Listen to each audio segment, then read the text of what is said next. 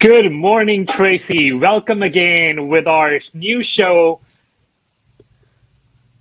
meeting the Yes, candidate straight from talk. Tracy Yeah. City Council Race 2020. Straight talk with the candidates for Tracy race. Um, we have total nine candidates. Sorry, I was wrong yesterday again. It was nine candidates total in the race, and we are being second candidate on our show today, Mr. Cliff Hudson, who is from the Tracy Planning Commission, currently serving. So I would like Gurtej to hear more about Cliff, so our audience can know a little bit more about the candidate, and then we can Thank you move very on from much, there. Raj. And I want to welcome Cliff. Thank you very much for sparing time and sharing your thoughts, ready to share your thoughts with the audience. So Cliff is very known to the community. He don't need any introduction, but I'll briefly introduce Cliff. So Cliff is an Army officer with 13 years of proven leadership record in the Army as an Army officer. Then for past 25 years, he is in our city. He worked with leadership companies in Silicon Valley. So now he started his own business, which he's running as a fresh coat paint. So in multi cities. So he's a proven leader. So let's hear more from Cliff. Thank you, Gurtaj and Raj. I'm glad to be here this morning and to talk to the Tracy community about my thoughts and who I am and perhaps why you should vote for me. I decided to get into this race and get off the sidelines and be a candidate for your Tracy City Council after doing the things that I have done in the city of Tracy and watching how the political landscape has been. I believe that this is a great city. This city has a great opportunity to do a lot of things, but we also really have to get down and bring the city together. I believe this city will be much better as a cohesive unit rather than the potential fighting that seems to go on within the council now. This, my experience and my background. I have a degree in political science, pre-law. I have an MBA from the University of Phoenix. As Gurtej had said earlier, I'm an ex-captain in the United States Army with 6 years active duty and 7 years reserve. I have been on various commissions and boards here in the city of Tracy. I've been on I'm also the vice chair of the Planning Commission. I have been on the board for the Grand Foundation, the board for Sow-A-Seed. That's just to name a few. And we started Fresh Coat franchise in 2008 after working as in the Silicon Valley for over 30 years. I worked for companies of Intel, Advanced Micro Devices, and Linear Technology at the director level with worldwide responsibility. So my leadership ability and my leadership experience that's all I've done in my career. I like to think more big picture than small picture. And I have spent many times and many hours listening to opposing sides, opposing views, bringing them together for the greater good of whatever the organization is. And as chairman of the board of the Chamber of Commerce, that when you have 19 people, which are business owners, all with leadership skills, all with very strong, perhaps A-type personalities, bringing those people together for the common goal is a challenge, but can be done. And that's what really needs to happen on the city council, because we also need to listen to not only what this council members have to say, but also what the citizens of the community, and we need to lead them there. Thank you very much, Cliff. Thank you very much for sharing your leadership expertise, your experience with the Silicon companies, with the Army. that's why I know you as a leader. You are leading the planning commission as a vice chair. So the feedback you provide to the new mentors or the mentorship you provide and how you listen to the audience as well as listen to the fellow members, that's always commendable. So that comes from your long expertise that you have. So now so Raj, share please. Yeah.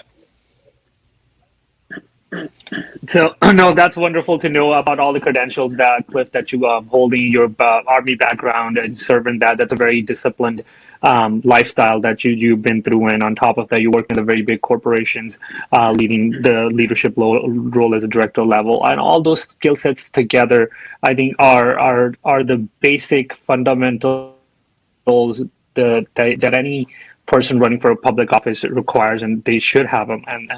And it seems like you're well versed in all those, and I it's wonderful, right? So now Yeah. moving into our next step for the conversation, if you will be elected as a Tracy council member, what would be your vision for the Tracy?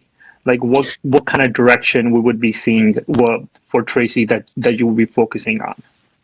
Well, there are three things that I see are, ultimately important to the city of Tracy.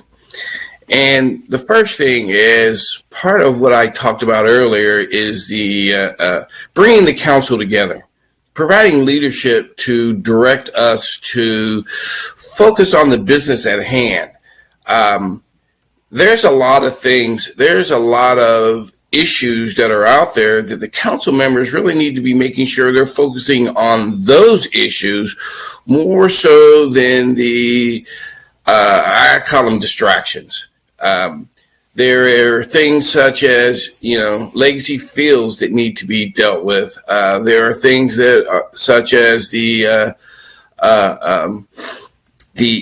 swimming pool that need to be understood. How much is it going to cost? Once we have the cost down as far as what the what it's going to cost, how we're going to maintain it. The citizens need to understand all those financial aspects. We as a council need to understand all those financial aspects before we move forward. As a contractor, I have gone to different cities, and as I've gone to different cities and worked with different general contractors, people find out that I work and I'm here in the city of Tracy. They consistently ask me the question, what's wrong with the politics in the city of Tracy? I want to change that. I want to make sure that when I'm dealing with general contractors, they want to come to the city of Tracy and they want to work with the city of Tracy. I want to make sure businesses understand that they want to come to the city of Tracy.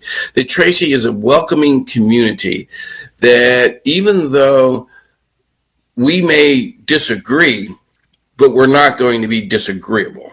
And those are two significantly different things. So based on, as I understand it, and I know that Tracy has just passed a code of conduct and code of ethics. I'm going to make sure that we up there on the dioceses are adhering to those codes of conduct and those ethics. And we also make sure that the citizens, when they come into the chambers, they also apply to that. And we continue to move forward. The second thing is I want smart growth. Smart growth is not just a buzzword, but when we talk about things like the TOD that they're talking about and Valley Link, which our current council members have worked really, really hard for, and those are some very impressive long-term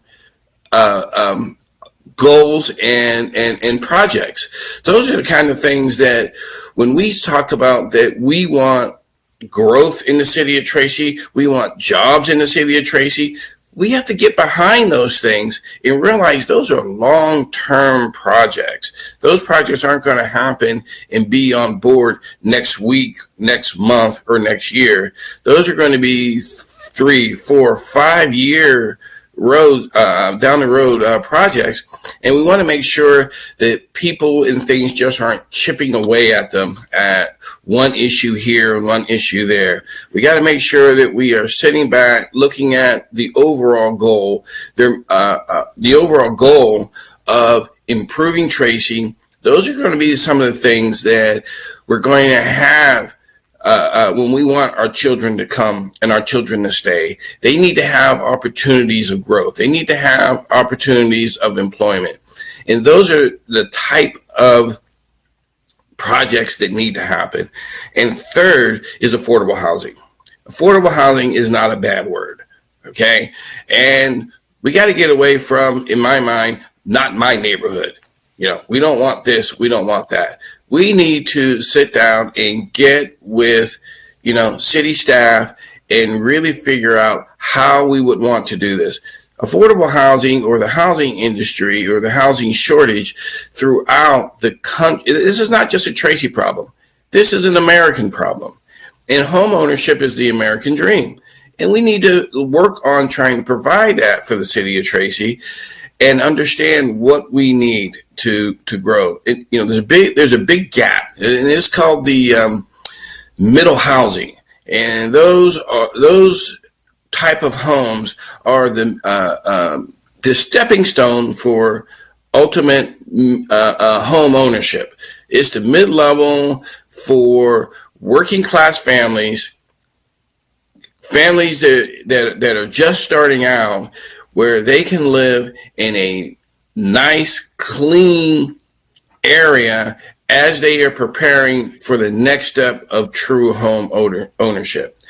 We need to focus on that, and we need to fix that problem. And again, these are not going to be short-term problems. These are long-term problems.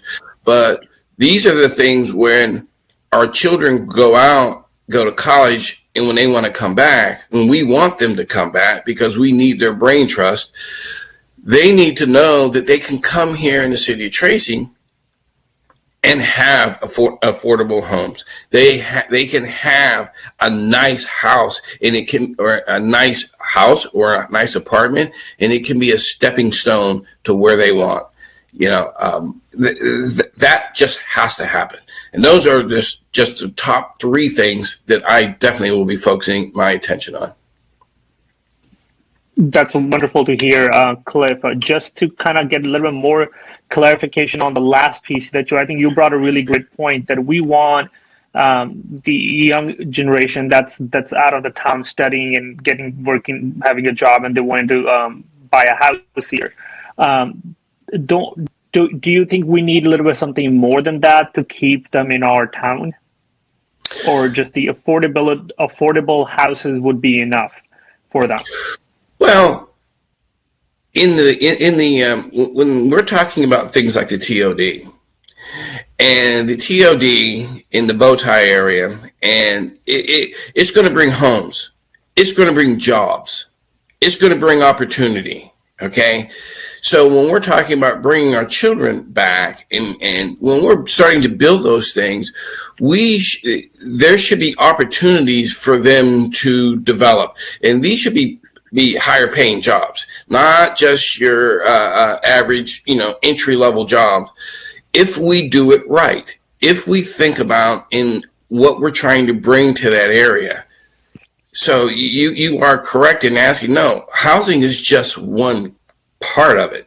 There's multiple parts, multiple phases, which is when we're talking about smart growth and affordable housing, we're talking about all those things.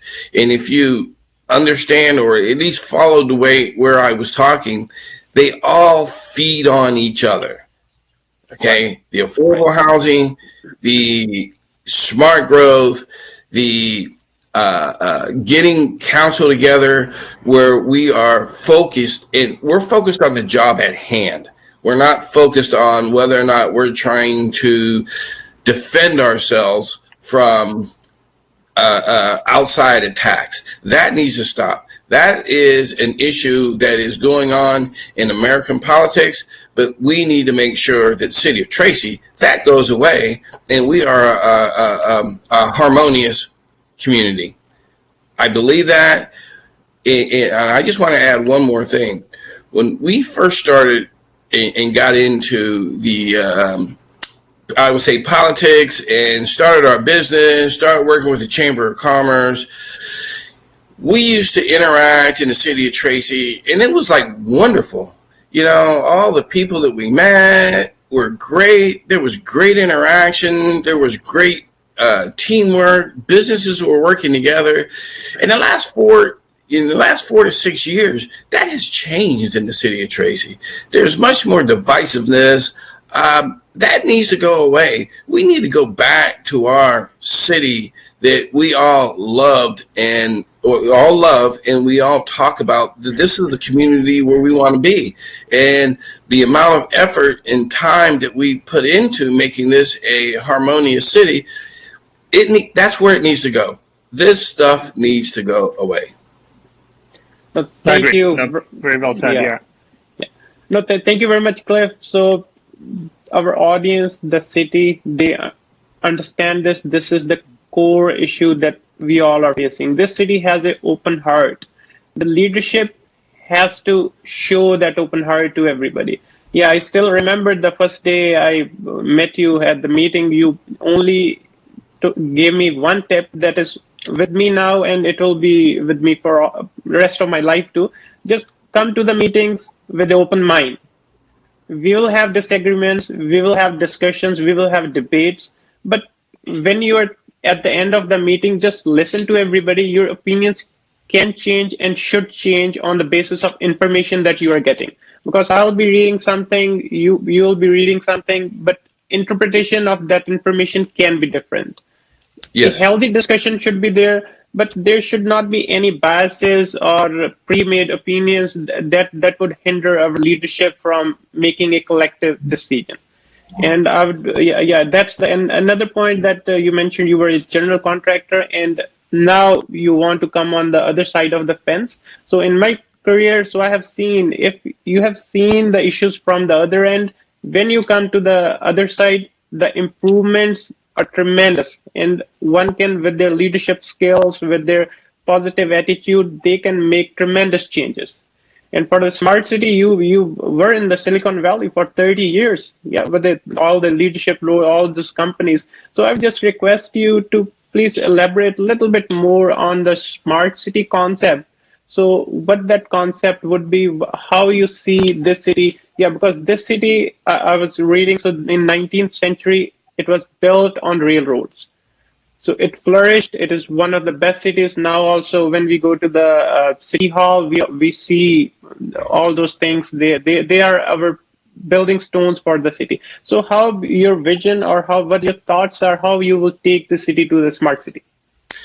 Well, what I mean by the smart city is the TOD, and I'm also piggybacking off of one of the council members that is currently on the council, and that means like a walkable city. Where that TOD is, as they build there, it's in an area where you can bike to transportation hubs. You can walk to transportation hubs. You can walk to all the amenities of downtown. As you mentioned earlier, well, the city was built on railroads, and a lot of American cities were built on driving cars. Well, now the concept is, getting people out of their cars, and I'm quite sure the people who like to commute over to the Silicon Valley every day would love to get out of their cars, but also providing more public transportation and having that be the centerpiece of our city, so that you could come to our city and everything is accessible by bicycle, by walking, by hiking, and it's smart. Everything is a piece together that is working upon itself, not a piece here and a piece there, and they're 2-3 miles apart, or 4 or 5 miles apart, or on the other side of the city. When we're planning the city, we need to look at the borders of the city, where we want to put things, and how we really want it to interact with each other, how it works, how it grows, how citizens can take advantage of all the things in the city with minimal effort and get them out of their cars, so to speak. I think that's a wonderful approach, and a lot of thoughts and a lot of strategic planning. I think that needs to go into as this town is growing happily big. A lot of people are moving in. A lot of houses are being developed, and I think that those are the things that in order to kind of keep people off on the road, we need to invest into and put our minds towards that. Well, as we continue to move forward, and person put something in my ear yesterday, about the internet and making sure that the internet is functional, because as we have dealt with COVID right now, I'm currently doing 3 projects in San Jose right now, and I commuted from Tracy to San Jose for 19 years. The most significant thing I can think about the projects I'm doing over there is that I can get there in 45 minutes, which means that there are a lot of people that are not on the road, which means they are at home. So with them being at home, that means that they are on the internet doing their business at home. Not only that, you're adding the schools that are doing distance learning. So there is a major, major drain on our entire network system, so to speak. Have we looked at that? Do we understand where we're going to be 5 and 10, 15 years from now? How, as I understand it, more and more companies are going to allow their workers to telecommute. And I'm hearing things. I talked to my daughter last week, who lives in Maryland, who works for the Navy, and one of her coworkers is telecommuting. They moved to Texas, so they are telecommuting from Texas to Maryland. Okay, so we have to look at that. Is something that is going to happen. So we have to look and make sure, when we're talking about, we have to make sure the roads are working. Well, the road to work may be on your internet. So we have to make sure that that road is well prepared to handle the traffic moving forward. Yeah, no. Yeah, you said it. You said a very, very great line that maybe the road to your work it's through internet. I think that is the next thing that we need to look into it, as we're dealing with COVID, and COVID is teaching us a lot of different things, how to live normal, and this is the new normal. Kids are studying from home, remote. Myself, like the age, we both are working remote. We don't have to go in this pandemic in order to keep the spread, prevent from happening that. So 5 years from now, 10 years from now, that is something new going to be happening, where mostly companies would be allowing you to work from home. So have your quality life with your family, instead of you spending 3 hours on the road, an hour and a half going to the work, and an hour coming back from work. And that is something I think should be incorporated into the smart city idea. We're looking at both aspects together. It's going to be the new normal. Yeah. And those are the things that your 2020, 2021 city council members, those are the type of things that they need to be thinking about. Correct. Right. Tracy is sitting on the outskirts of the Silicon Valley. It is the first town over the hill. We need to think about where we're going to be. And when we're really talking about, well, we want jobs, better paying jobs, the question is, what kind of jobs? And the best way to do that is going to make sure that we have the technology here, in the hub of what we're doing in the city of Tracy, to be moving forward. That is very true. And just to kind of general question to know, just out of a curiosity, I see there are tech companies just right over the Ultimate Pass in Pleasant and Dublin area, where we changed from 680 to 580. What are the incentives those cities are giving that Tracy can't provide? Maybe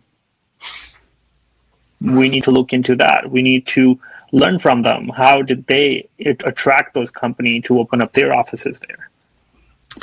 Well, I was in the Silicon Valley for over 30 years.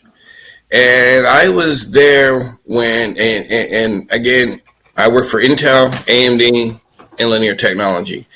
Those are semiconductor companies. And at one point in the mid 80s, early 80s, they understood that the housing prices were skyrocketing. And what is the number one asset what is the number one cost that these companies have? That's labor. Okay? Right. They wanted to make sure that they could provide their employees a livable wage plus also a higher quality of life.